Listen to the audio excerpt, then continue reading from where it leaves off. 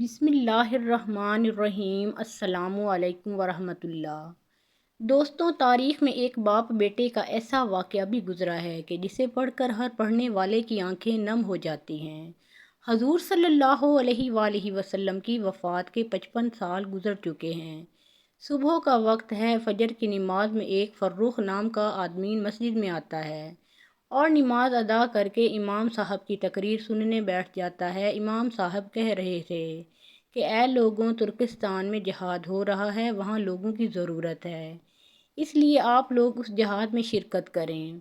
وہ حاضرین کو لشکر اسلام کی میدان ہائے جہاد میں کامیابی و کامرانی کی خوشخبری دے رہے تھے اور شہادت کی امنگ پیدا کرنے کے لیے دلوں کو گرما رہے تھے۔ خطبہ کیا تھا؟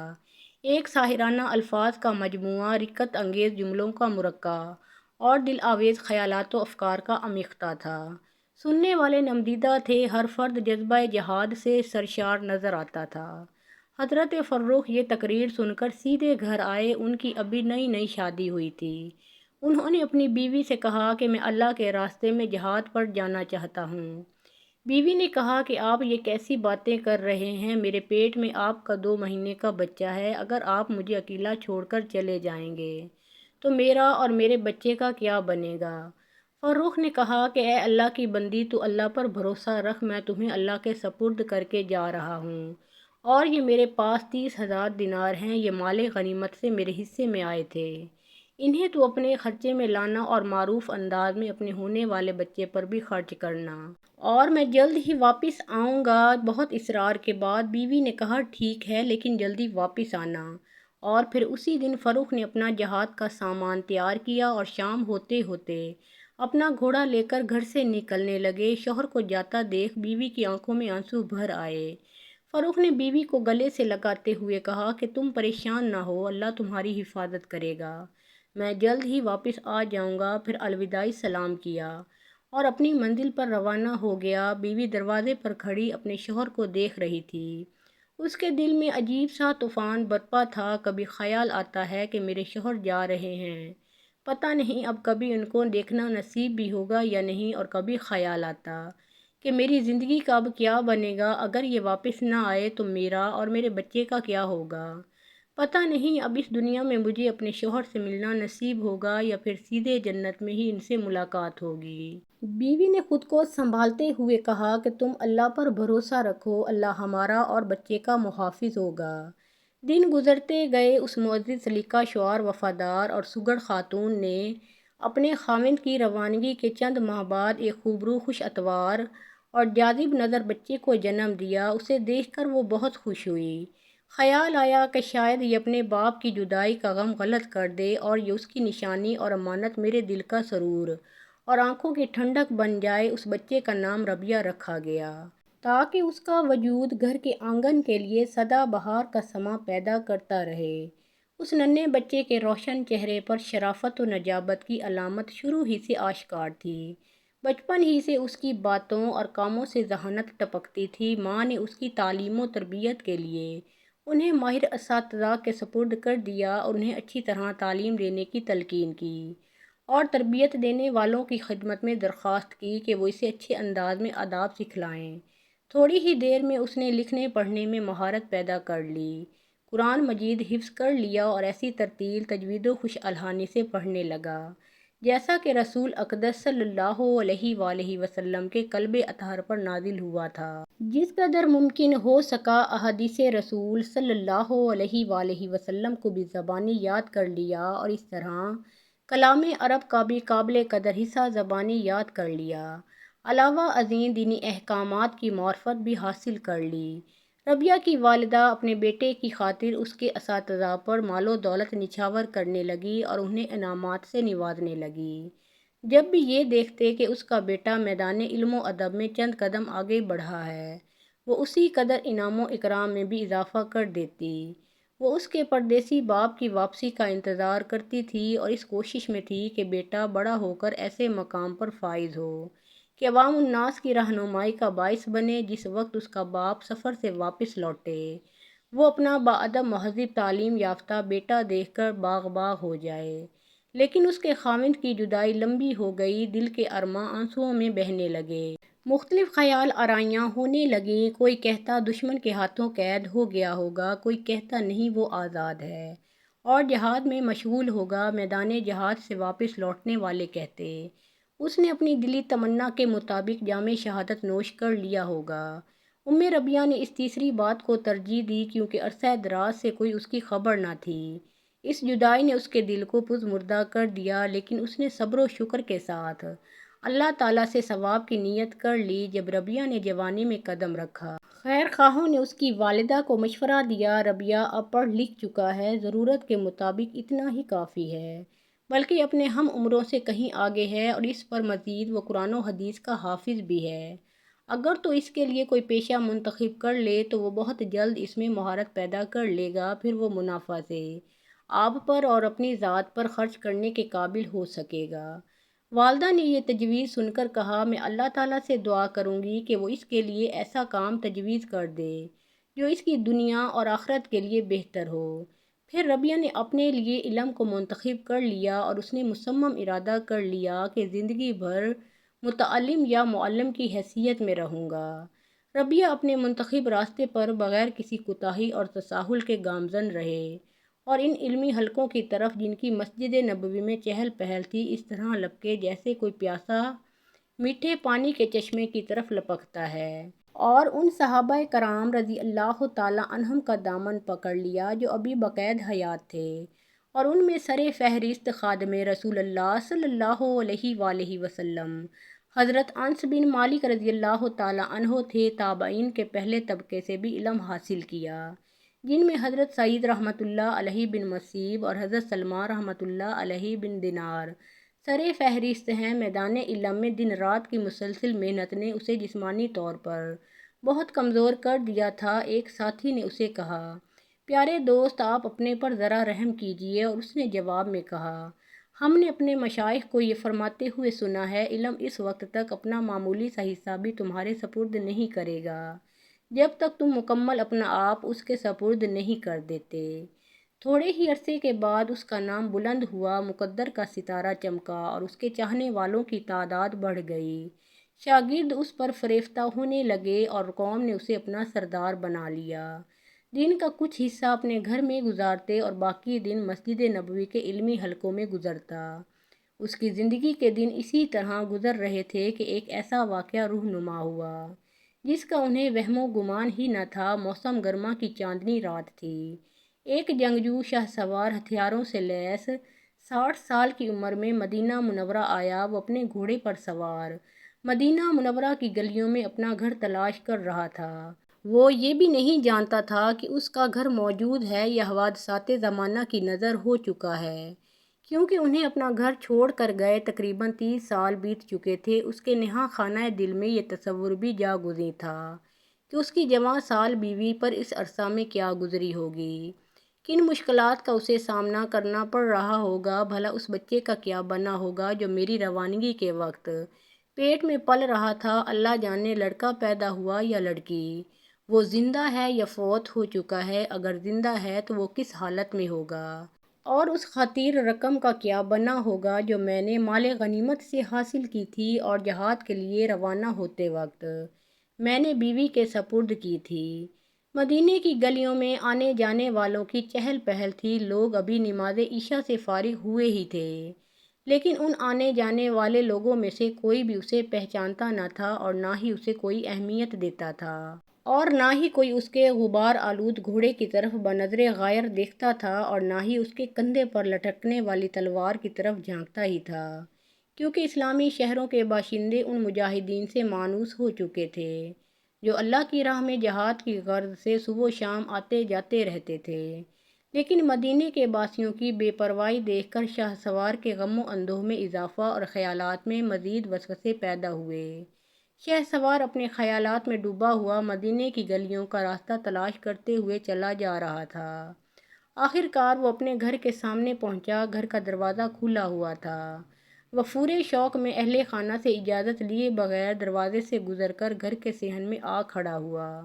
جب گھر کے مالک نے دروازے پر کسی کے قدموں کی آہٹ سنی تو بالائی منزل سے نیچے جھانکا۔ کیا دیکھتا ہے کہ چاند کی روشنی میں ایک شخص تلوار لٹکائے ہاتھ میں نیزہ تھامے گھر کے صحن میں کھڑا ہے، اور اس کی نوجوان بیوی اس اجنبی شخص کی نگاہوں سے قدرے دور کھڑی تھی۔ یہ نوجوان غصے سے اچھلا اور ننگے پاؤں یہ کہتے ہوئے تیزی سے نیچے اترا، ارے اللہ کے دشمن! تو رات کے وقت اپنے آپ کو چھپائے ہوئے میرے گھر میں داخل ہوا، معلوم ہوتا ہے تیرے ارادے غلط ہیں۔ وہ اس پر اس طرح جھپٹا جس طرح خونخوار بھوکا شیر اپنے شکار پر جھپٹتا ہے، اور اجنبی کو بات کرنے کا وقت ہی نہ دیا۔ دونوں ایک دوسرے سے گتھم گتھا ہو گئے۔ ان کا شور و غل سن کر چاروں طرف سے پڑوسی ان کے گھر آ جمع ہوئے۔ سب نے اس اجنبی کو یوں گھیرے میں لے لیا جس طرح کنگن کلائی کو گھیرے میں لیے ہوتا ہے، اس طرح ان تمام لوگوں نے اپنے پڑوسی کی مدد کی۔ نوجوان صاحب خانہ نے مسافر کی گردن کو مضبوطی سے اپنے گرفت میں لیے رکھا تھا اور غصے سے یہ کہہ رہا تھا، اے دشمن خدا! اللہ کی قسم میں تجھے یوں ہی نہیں چھوڑوں گا، بلکہ تجھے حاکم کے پاس لے جاؤں گا۔ اس شخص نے کہا، میں اللہ کا دشمن نہیں اور نہ ہی میں نے کسی گناہ کا ارتکاب کیا ہے۔ یہ میرا گھر ہے، میں اس کا مالک ہوں۔ میں نے اس کا دروازہ کھلا ہوا پایا تو اندر آ گیا۔ کیا اپنے گھر میں آنا جرم ہے؟ پھر حاضرین سے مخاطب ہوا اور کہا، اے قوم میری بات سنو، یہ گھر میرا ہے، میں نے اسے خود خریدا ہے۔ میرا نام فروخ ہے۔ کیا تم میں سے کوئی ایسا شخص نہیں جو اس فروخ کو جانتا ہو جو آج سے 30 سال پہلے جہاد کے لیے یہاں سے روانہ ہوا تھا؟ نوجوان صاحب خانہ کی والدہ سوئی ہوئی تھیں، شور و ہنگامہ سن کر بیدار ہوئی۔ بالا خانے کی کھڑکی سے نیچے جھانکا تو اسے اپنا خاوند نظر آیا۔ اس کی جدائی نے اسے نڈھال کر رکھا تھا۔ اچانک اس منظر کو دیکھ کر ایسی دہشت طاری ہوئی، دانتوں میں انگلی دبائے ٹکٹکی لگا کر دیکھتی رہی۔ پھر بلند آواز سے کہا، لوگوں اسے چھوڑ دو، بیٹے ربیہ تم بھی اسے چھوڑ دو۔ یہ تیرا باپ ہے۔ لوگوں اپنے اپنے گھر واپس چلے جاؤ، اللہ تمہارا بھلا کرے۔ پھر اپنے خاوند سے مخاطب ہوئی اور کہا، اے ابو عبد الرحمن، یہ تیرا بیٹا ہے، تیرا لخت جگر ہے، تیرا نور چشم ہے۔ جب یہ سنا تو فروخ وفور مسرت سے اچھل کر بیٹے سے بغل گیر ہوا اور ہونہار بیٹا محبت سے اپنے باپ کے ہاتھوں، گردن اور سر کو چومنے لگا۔ لوگ یہ منظر دیکھ کر حیران رہ گئے اور مسکراتے ہوئے اپنے گھروں کو واپس چلے گئے۔ ربیہ بالا خانے سے نیچے اتری، اپنے خاوند کو سلام کیا جس کے متعلق اسے یہ خیال تھا کہ اب روئے زمین پر اس سے ملاقات نہ ہو سکے گی، کیونکہ جدائی کو 30 سال گزر چکے تھے اور اس طویل جدائی میں کوئی خبر بھی تو نہ مل رہی تھی۔ فروخ اپنی بیوی کے پاس بیٹھا اور اس سے بیتے ہوئے دنوں کی رویداد سننے لگا اور اپنے متعلق گھر تک خبر نہ پہنچانے کے اصلی اسباب بیان کرنے لگا۔ لیکن اس کی بیوی یہ سب کچھ بے خیالی میں سن رہی تھی، کیونکہ اس سے ملاقات اور باپ کے اپنے بیٹے کو بچشم خود دیکھ لینے کی خوشی میں اس خوف کی آمیزش بھی شامل ہو چکی تھی کہ کہیں مجھ سے اس مجلس میں اس خطیر رقم کے متعلق نہ پوچھ لیں جو جاتے وقت میرے سپرد کر گئے تھے۔ وہ خیالات کی دنیا میں اپنے دل سے کہہ رہی تھی، اگر انہوں نے اس مال کے متعلق پوچھ لیا جو میرے پاس امانت چھوڑ گئے تھے اور یہ تلقین کر گئے تھے کہ میں اسے اچھے انداز میں خرچ کروں، اگر میں نے انہیں یہ بتا دیا کہ اس میں سے کچھ باقی نہیں بچا تو پتہ نہیں کیا رد عمل ہوگا۔ اگر میں انہیں یہ بتا دوں کہ میں نے تمام مال اس کے بیٹے کی تعلیم و تربیت پر خرچ کر دیا ہے تو کیا یہ سن کر انہیں خوشی ہوگی یا تعجب؟ کیا میرا یہ جواب ان کے لیے کافی ہوگا؟ کہیں یہ غصے میں نہ آ جائیں، کہیں یہ دوبارہ جدائی کا صدمہ برداشت کرنے کے لیے مجھے اکیلا چھوڑ کر سفر پر روانہ نہ ہو جائیں؟ کیا وہ اس بات کو بھی سچ مان لیں گے کہ اس کا لخت جگر بادل سے بھی زیادہ سخی ہے؟ اس کے ہاتھ میں درہم و دینار میں سے کچھ باقی نہیں رہتا۔ مدینے کا بچہ بچہ جانتا ہے کہ اس نے دائرہ اسلام میں نئے داخل ہونے والوں پر بے دریغ خرچ کیا۔ ربیہ اپنے ان خیالات میں مستغرق تھی۔ خاوند نے اس کی طرف دیکھا اور کہا، ربیہ کیا سوچ رہی ہو؟ کن خیالات میں گم ہو؟ کون سی بپتا آن پڑی ہے؟ یہ دیکھو میں 4000 دینار اور لایا ہوں۔ تم بھی وہ دینار لاؤ جو جاتے وقت میں تمہارے سپرد کر گیا تھا، تاکہ اس مال سے ہم باغ اور زمین خرید لیں اور زندگی بھر اس کی آمدن سے آسودگی حاصل کریں۔ وہ یہ سن کر خاموش رہی اور اسے کچھ جواب نہ دیا۔ فروخ نے بیوی سے دوبارہ کہا، لائیے مال کہاں ہے تاکہ اسے ایک ساتھ ملا دوں؟ بیوی نے کہا، میں نے اسے وہاں رکھا ہے جہاں اس کا رکھنا مناسب تھا۔ انشاءاللہ چند دن کے بعد آپ اس کے ثمرات دیکھ لیں گے۔ پھر صبح کی اذان نے ان کا سلسلہ کلام منقطع کر دیا۔ فاروق وضو کرنے کے لیے اٹھا، پھر جلدی سے دروازے کی طرف گیا۔ آواز دی، ربیہ کہاں ہے؟ اسے بتایا گیا وہ تہجد کی اذان ہوتے ہی مسجد چلا گیا تھا۔ اہل خانہ نے کہا، ہمارا خیال ہے کہ اب آپ کو جماعت نہیں ملے گی۔ فاروق مسجد پہنچا، دیکھا کہ امام صاحب ابھی تھوڑی دیر پہلے نماز پڑھا کر فارغ ہوئے ہیں۔ انہوں نے فرض نماز ادا کی، پھر روضہ رسول صلی اللہ علیہ وآلہ وسلم پر گئے۔ صلاۃ و سلام پڑھا، پھر ریاض الجنت کی طرف مڑے۔ دل میں وہاں نماز ادا کرنے کا شوق تھا۔ اس کے معطر اور نورانی ماحول میں دل لگا کر نفلی نماز ادا کی اور گڑ گڑا کر دعائیں مانگیں۔ جب مسجد سے جانے کا ارادہ کیا تو دیکھا کہ اس کے صحن میں ایک ایسی علمی محفل جمی ہوئی ہے جو مثالی نوعیت کی تھی، اور اس سے پہلے اس قسم کی مجلس کہیں نہیں دیکھی تھی۔ لوگ شیخ مجلس کے گرد حلقہ بنا کر بیٹھے ہوئے تھے۔ رش اتنا تھا کہ تل دھرنے کی جگہ بھی باقی نہ تھی۔ اس نے اہل مجلس پر ایک طائرانہ نگاہ دوڑائی، دیکھا کہ اس میں بڑی عمر والے سروں پر پگڑیاں باندھے باادب انداز میں بیٹھے ہیں، اور ان میں ایسے لوگ بھی ہیں جو بظاہر بڑے معزز دکھائی دیتے ہیں۔ بہت سے سجیلے نوجوان قلم ہاتھ میں لیے دوزانوں بیٹھے شیخ کی ہر بات کو کاغذ پر اس طرح قلم بند کر رہے ہیں جیسے کسی تاج پر قیمتی موتی چنے جاتے ہیں۔ وہ اپنی کاپیوں میں شیخ کے ارشادات کو اس طرح قلم بند کر رہے تھے جیسے عمدہ چیزوں کو محفوظ کیا جاتا ہے۔ سبھی شیخ کی طرف ٹکٹکی لگا کر دیکھ رہے تھے، اس طرح خاموشی، ادب و احترام اور کامل توجہ سے بلا حس و حرکت سن رہے تھے جیسا کہ ان کے سروں پر پرندے بیٹھے ہوئے ہوں۔ حاضرین میں بات کو دور تک پہنچانے کے لیے مکبر شیخ کے بیان کا ایک ایک جملہ بآواز بلند دہرا رہا تھا تاکہ دور بیٹھے ہوئے احباب تک ان کی ہر بات آسانی سے پہنچ جائے اور اہل مجلس میں سے کوئی بھی کسی جملے سے محروم نہ رہے۔ فاروق کے دل میں شیخ مجلس کے دیدار کا شوق پیدا ہوا، لیکن زیادہ فاصلہ ہونے کی وجہ سے چہرہ صاف دکھائی نہ دے رہا تھا۔ شیخ کی خوش بیانی، علمی رفت، حیرت انگیز قوت حافظہ اور لوگوں کی بے پناہ محبت سے اس کے سامنے عاجزی و انکساری نے اس کے دل پر گویا جادو کر رکھا تھا۔ تھوڑی دیر بعد شیخ نے مجلس برخاست کر دی اور اٹھ کھڑے ہوئے۔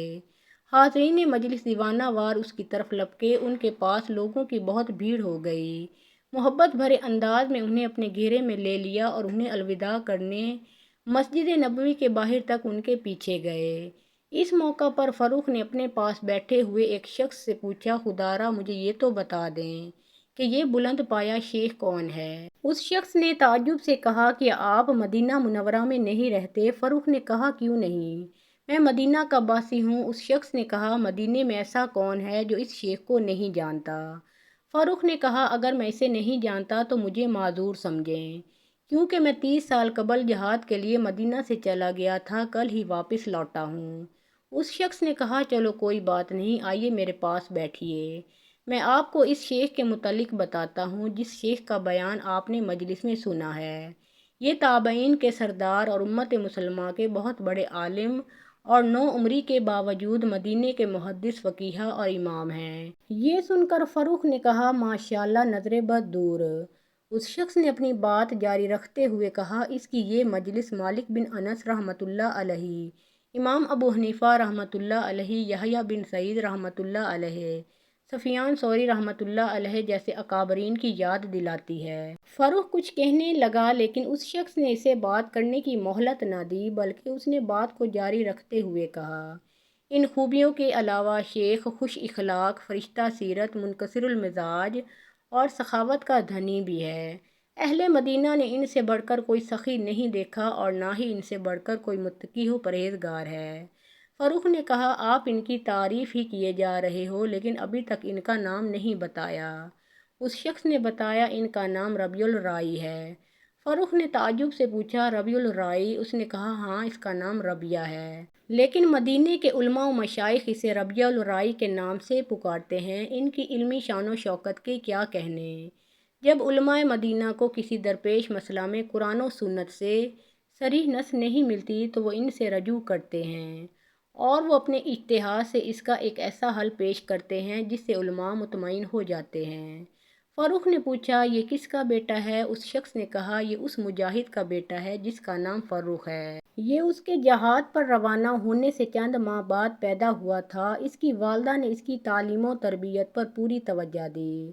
میں نے ابھی نماز فجر سے پہلے کچھ لوگوں کی زبانی سنا ہے کہ اس کا باپ 30 سال کے بعد گزشتہ رات مدینہ واپس آیا ہے۔ یہ بات سن کر فروخ کی آنکھوں سے 2 آنسو ٹپکے، لیکن یہ شخص ان آنسوؤں کے گرنے کا سبب نہ جان سکا۔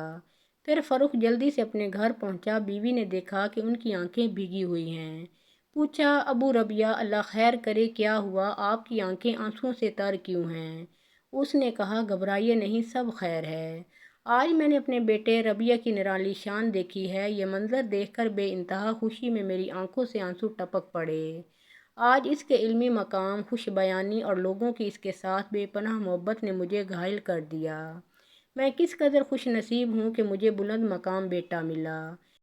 ربیہ نے اس موقع کو غنیمت جانتے ہوئے کہا، میرے سرتاج، آپ کو ان 2 چیزوں میں سے کون سی چیز زیادہ محبوب و مرغوب ہے؟ 30,000 دینار یا اپنے بیٹے کا علم و فضل میں یہ بلند مقام؟ فاروق نے کہا، اللہ کی قسم، مجھے پوری دنیا کے مال سے زیادہ اپنے لخت جگر کا یہ مقام قیمتی اور محبوب دکھلائی دیتا ہے۔ بیوی نے کہا، جو مال آپ مجھے بطور امانت دے گئے تھے وہ میں نے اس کی تعلیم و تربیت پر خرچ کر دیا ہے۔ کیا آپ اس سے خوش ہیں؟ تو انہوں نے فرمایا، ہاں کیوں نہیں، مجھے اس سے بہت خوشی ہوئی ہے۔ اللہ تعالیٰ آپ کو میری، میرے بیٹے اور تمام مسلمانوں کی جانب سے جزائے خیر عطا کرے۔ محترم ناظرین، ویڈیو پسند آئی ہو تو لائک اور شیئر ضرور کیجیے اور اللہ تعالیٰ کے 99 ناموں میں سے ایک نام کمنٹ سیکشن میں ضرور لکھیے۔ اللہ تعالیٰ آپ سب کا حامی و ناصر ہو۔